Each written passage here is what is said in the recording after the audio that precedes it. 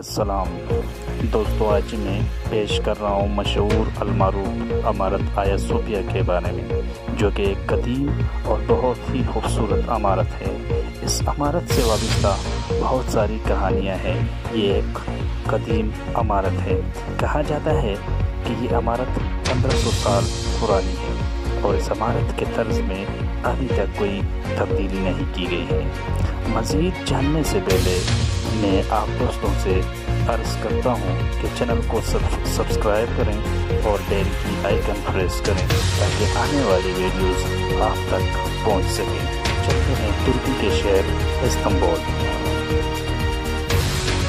बाज़मीनी बादशाह कॉन्टेनेक्स ने इसका बुनियाद 360 में रखा और इसका बुनियादी छत लकड़ी का बनाया डोसिस जो कि 415 में थे।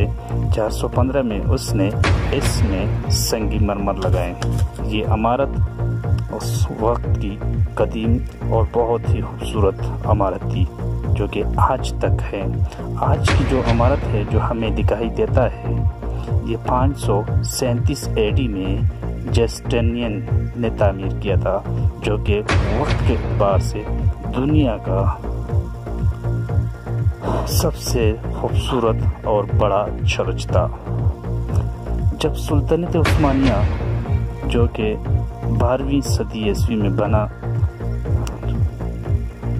की हुकूमत थी, तो 1453 में सुल्तान मोहम्मद II ने इस्तांबुल को फतह किया तो आपने इसे मस्जिद में तब्दील किया।